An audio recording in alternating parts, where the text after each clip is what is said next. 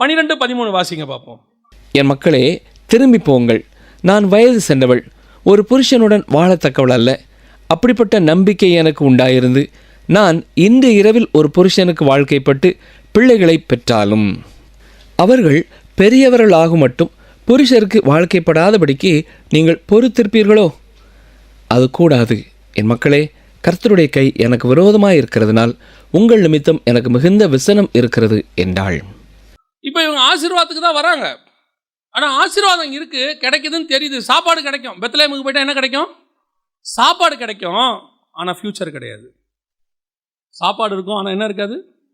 Future கிடையாது. அங்கே போனால் கல்யாணம் பண்ண முடியும். இன்னொன்று, இஸ்ரவேல் ஜனங்கள் மோவாபியஸ்ரீ என்ன பண்ண மாட்டாங்க? பெரும்பாலும் கல்யாணம் பண்ண மாட்டாங்க. சட்டப்படி நியாயப்பிரமாணத்தின்படி என்ன செய்ய மாட்டாங்க. இப்போ இந்த அம்மா என்ன சொல்லுது?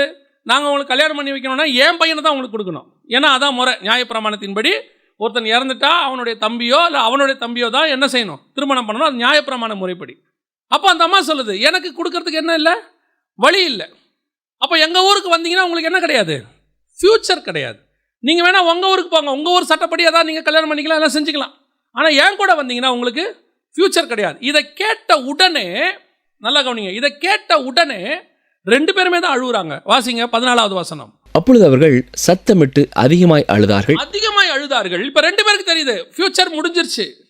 இப்போ அத்தையோட நம்ம போகிறோம் பெத்லகேமுக்குன்னா சாப்பாடு கிடைக்கும், சோறு போடுவாங்க, 3 வேளை சாப்பாடு கிடைக்கும். ஏன்னா பெத்லகேமில் சாப்பாடு இருக்குன்னு நல்லா தெரிஞ்சு போச்சு. ஆனால் எனக்கு என்ன இல்லை, அப்படியே வாழ்க்கையை ஓட்ட வேண்டியது தான். இப்படியே தான் போகும் என் லைஃப், ஃப்யூச்சரே கிடையாது.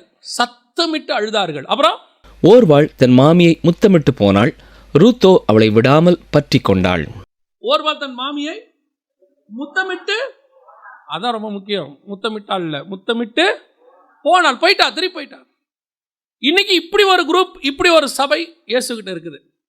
வருவாங்க, ஆசீர்வாதத்தை பெற்றுக்கொள்றதுக்கு வருவாங்க, ஆசீர்வாதம் கிடைக்கும்.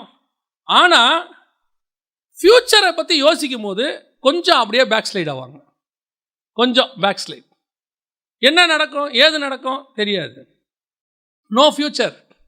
நமக்கு என்ன இல்லை? எதிர்காலம் இல்லை. அதனால் நிறைய பிள்ளைகள் இந்த உலக பிரகாரமான வேலையை ப்ரிஃபர் பண்ணுது, உலக பிரகாரமான காரியங்களை ப்ரிஃபர் பண்ணுது. ஸ்பிரிச்சுவாலிட்டிக்கு இம்பார்ட்டன்ஸ் இல்லை. ஏன்னா ஸ்பிரிச்சுவாலிட்டி என்பது விசுவாசத்தின் அடிப்படையாய் கொண்டது. விசுவாசம்னா என்ன? நம்பப்படுகள் மேல் உறுதியும் காணப்படாத மேல் நிச்சயம். உன் ஃபியூச்சர் என்னன்னு இங்கே தெரியாது, ஆனால் நல்லா இருக்கும், அவ்வளோதான். இதுதான் ஆவிக்குரிய வாழ்க்கை. ஊழியம் என்பது கர்த்தருடைய கரத்தை பிடிப்பது. நாளைக்கு என்ன நடக்கும்னு தெரியாது, நாளைக்கு இருப்போமா இருக்க மாட்டோம்னு கூட தெரியாது. அழைத்தவர் உண்மை உள்ளவர், முடிவு பரியந்தம் நடத்த உள்ளவர். சில ஆட்கள் எங்கே ரிட்டர்ன் ஆகிறான் தெரியுமா? எங்கே ரிட்டர்ன் ஆகிறான்? எனக்கு இங்கே வந்தால் ஃப்யூச்சர் இல்லைன்னு அவன் யோசிக்கிறான் பாருங்க, அங்கே தான் ரிட்டர்ன் ஆகிறான். இன்றைக்கி ஊழியத்தில் இருக்கிறவங்க எல்லாரும் ஒரு காலத்தில் எப்படி வந்தவங்கன்னு நினைக்கிறீங்க? இன்றைக்கி நிறைய பேர் நினச்சிக்கிறாங்க இப்போ இருக்கிறவங்களாம் ஏதோ படிக்காமல் வந்துட்டாங்கன்னு. இல்லை, நல்லா படித்து பிஇ படித்தவங்க, டாக்டர் படித்தவங்களாம் வேலையை விட்டுட்டு வந்திருக்கிறாங்க மினிஸ்ட்ரிக்கு. இன்றைக்கி நிறைய பேர் ஏசுக்கிட்ட வரணும், என்ன கிடைக்கும், என்ன ஃப்யூச்சர், பிள்ளைகளுக்கு பேர பிள்ளைகளுக்கு என்ன கிடைக்கும், என்ன கிடைக்கும்லாம் தெரியாது. ஆனால் ஒன்று, எதிர்காலம் அவருடைய கரத்தில் இருக்கிறது, அவர் பார்த்துக்கொள்வார். அந்த நம்பிக்கையோடு தான் கர்த்தர்கிட்ட வரணும். ஒரு கூட்டம் திரும்பி போயிடுச்சு, பேக் ஸ்லைடிங், திரும்பி போயிடுச்சு. ஆனால் அவன் போகும்போது எப்படி போவான் தெரியுமா? அழுது முத்தமிட்டு. திரும்பி போகும்போது கூட எப்படி போயிருக்கான்? நல்லா அழுது முத்தமிட்டு. நான் தான் சொல்கிறேன், முத்தம் கொடுக்குறவங்க எல்லாரையும் நம்பிடக்கூடாது. நான் சொல்கிறது யூதாஸையும் ஒரு பாலையும் மட்டும் இல்லையா? 2 பேருமே முத்தம் கொடுத்து தான் போனாங்க. இல்லை, 2 பேரும் முத்தம் கொடுத்து தான் போனாங்க. பேக் ஸ்லைடிங், பின்னாடி போகிறவங்க. சில நேரத்தில் அன்பாக இருக்கிற மாதிரி தான் இருக்கும், திடீர்னு பார்த்தா குத்திட்டு போயிடுவாங்க பின்னாடி. நான் ஒன்று மட்டும் சொல்கிறேன், நம்முடைய நேர் பார்வை இயேசு கிறிஸ்துவின் மேல் மட்டும்தான் இருக்கணும். இப்போவும் சொல்கிறேன், என்ன கிடைக்கும் தெரியாது. ஊழியத்துக்கு வரீங்களா, வாங்க. ஆனால் என்ன கிடைக்கும்னு எங்களை கேட்காதீங்க, கர்த்தரை கேளுங்க. நீங்கள் வேலைக்கு வரல, ஊழியத்துக்கு வந்திருக்கிறீங்க. அதுவும் எதுக்கு வந்திருக்கீங்கன்னா கற்றுக்க வந்திருக்கிறீங்க. உங்கள் ஊழியத்தை நீங்கள் தொடங்குற வரைக்கும் கற்றுக்கிற இடம் தான் இங்கே. அதான் எனக்கு ஆண்டவர் சொல்லி கொடுத்தாரு. ஆண்டவர் தண்ணி மேலே நடன்னு சொன்னாரா, தைரியமாக போட்டை விட்டு இறங்கிடணும். ஏன்? நம்ம நடக்கிற இடத்துல இயேசு இருக்கிறார். இல்லை நடக்க தெரியாது மூழ்க போகிறோமா, கவலையாக போடக்கூடாது, தூக்கிறதுக்கு இயேசு இருக்கிறார்.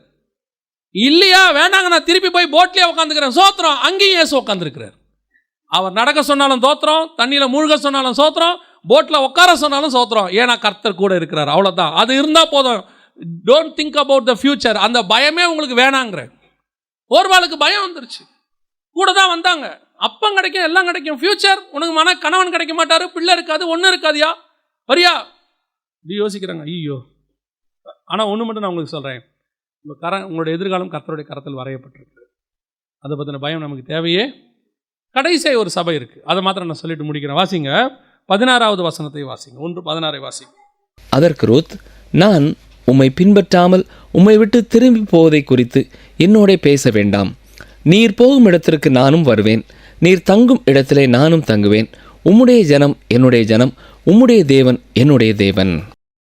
இதுதான் நல்ல சபைக்கான அடையாளம், நல்ல ஊழியக்காரனுக்கான அடையாளம், நல்ல விசுவாசிக்கான அடையாளம். நான் கர்த்தர் எங்கே இருக்கிறாரோ நான் அங்கே இருப்பேன். கர்த்தர் சொல்லுகிற இடத்தில் நான் இருப்பேன். அவர் என்ன கொடுக்குறாரோ அதை நான் சாப்பிடுவேன். அவர் சொல்கிற இடத்துல நான் ஊழியம் பண்ணுவேன். அவர் எப்படி ஊழியம் பண்ண சொல்கிறாரோ அப்படி ஊழியம் பண்ணுவேன். ஒவ்வொருத்தருக்கும் ஒரு ஊழியம், ஒவ்வொருத்தருக்கும் ஒரு அழைப்பு, ஒவ்வொருத்தருக்கும் ஒரு வாழ்க்கை, ஒவ்வொருத்தரும் யூனிக். ஆண்டவர் சொல்லி கொடுத்தாரு. நம்மளுக்கு எப்படி கை ரேகை ஒவ்வொருத்தருக்கும் தனியாக இருக்குதோ அதே மாதிரி ஒவ்வொருத்தருக்கும் வாழ்க்கையும் தனியாக இருக்குது. ஒருத்தரை மாதிரி இன்னொருத்தர் வாழ்க்கை கிடையவே கிடையாது. ஏன்னா நம்முடைய காலங்கள் அவருடைய கரத்தில் வரையப்பட்டிருக்குன்னா என்ன அர்த்தம்னா கைரேகைன்னு அர்த்தம். மார்க்காக இருக்குது, அவரோட கையில் கைரேகையாக இருக்குது. ஒவ்வொருத்தருக்கும் ஒரு கைரேகைன்ற மாதிரி ஒவ்வொருத்தருக்கும் ஒரு வாழ்க்கை, ஒரு அனுபவம், ஒரு எக்ஸ்பீரியன்ஸ். அவங்க எக்ஸ்பீரியன்ஸ் எனக்கு கிடையாது, என் எக்ஸ்பீரியன்ஸ் இன்னொருத்தருக்கு கிடையாது. ஒரு தாவீது தான், அடுத்து வர்றது சாலமோனா தான் இருக்கும், இன்னொரு தாவீதா இருக்காது. ஒரு மோசே தான், அடுத்து வர்றது யோசுவாவா தான் இருக்கும், இன்னொரு மோசே இருக்காது. ஒரு எலியா தான், அடுத்து வர்றது எலிசாவா தான் இருக்கும், இன்னொரு எலியா கிடையாது. யோவான் ஸ்நானகனே வந்தாலும், எலியாவின் ஆவியோடு கூட வந்தாலும் அது யோவான் ஸ்நானகன். ஒவ்வொருத்தருக்கும் ஒரு அழைப்பு, ஒவ்வொருத்தருக்கும் ஒவ்வொரு பாதையை கர்த்தர் நியமிச்சிருக்கிறார். அப்போ நம்ம என்ன டிசைட் பண்ணோம்? கர்த்தாவே, நீர் என்ன சொல்லுகிறீரோ, நீர் எங்கே இருக்க சொல்லுகிறோ அங்கே இருப்பேன். நீர் சொல்லுகிற ஜனங்களிடத்துல நான் ஊழியம் பண்ணுவேன். நீங்கள் சொல்கிற இடத்துல நான் வேலை பார்ப்பேன். சில நேரங்களில் கர்த்தர் சொல்லும் போது நம்முடைய பார்வைக்கு அது ஏற்றதாக இருக்காது. ஆனால் நான் ஒன்று செய்யணும், நீங்கள் சொல்கிறீங்க ஆண்டவரே, நான் செய்கிறேன். உம்முடைய ஜனம் என்னுடைய ஜனம், நீர் சொல்லுகிற இடத்தில் நான் இருப்பேன். அதையும் தாண்டி ரூத்துக்கிட்ட இருக்க ஒரு அற்புதமான சுபாவம். அடுத்த வசனம் வாசிங்க பார்ப்போம். நீர் மரணம் அடையும் இடத்தில் நானும் மரணம் அடைந்து. இது பவுலுடைய சுபாவம். நான் கிறிஸ்துவுடனே கூட சிலுவையில் அறையப்பட்டிருக்கிறேன். கிறிஸ்து எங்கே சாகிறாரோ அங்கே நான் சாவேன், எங்கே உயிர்த்தெழுகிறாரோ அங்கே உயிர்த்தெழுவேன். கிறிஸ்து எங்கே சொல்கிறாரோ அங்கே நான் சாவேன். கடைசி வரைக்கும் நான் கிறிஸ்துவை விட்டு பின்னாடி போகவே மாட்டேன். இப்போ ஓர்பாலுக்கு சொன்ன அதே ஸ்டேட்மெண்ட் தான் ரூத்துக்கும் சொன்னாங்க. யாரு? நகோமி. 2 பேருக்கும் சேர்த்து தான் சொன்னாங்க, என் கூட வந்தீங்கன்னா உங்களுக்கு என்ன கிடையாது? ஃப்யூச்சர் கிடையாது. இந்த அம்மா சொல்லுது, ஃப்யூச்சரை பற்றியெல்லாம் பேசாதீங்க, ஆனால் திரும்பி போகணும் மட்டும் சொல்லாதீங்க. என்னைக்கு உங்கள் பின்னாடி வரணும்னு நான் டிசைட் பண்ணிட்டேனோ, சாவர வரைக்கும் உங்களை நான் பின்பற்றுவேன். நான் செத்தாலும் நீங்கள் இருக்கிற இடத்துல தான் சாவேன ஒழிய பின்னாடி போகிறேங்கிற பேச்சுக்கே இடமில்லை. இதுதான் கர்த்தர் எதிர்பார்க்கிற விசுவாசம். இன்னைக்கு சபைகள், ஒரு சில சபைகள் அப்படி இருக்குது. நிறைய பேர் பேக் ஸ்லைடிங். ஓர்வாள் போகும்போது இந்த அம்மா என்ன சொன்னாங்க? உம்முடைய தேவனே. ஆனால் ஓர்வாள் திரும்பி போகும்போது நகோமி சொல்கிறாங்க, அந்த வசனம் என்ன சொல்லுது? அவள் திரும்பி தன் தேவர்களிடத்துல போனாள். அந்த வசனம் பாருங்களேன், 1ஆம் அதிகாரத்தில் 15வது வசனம் வாசிங்க.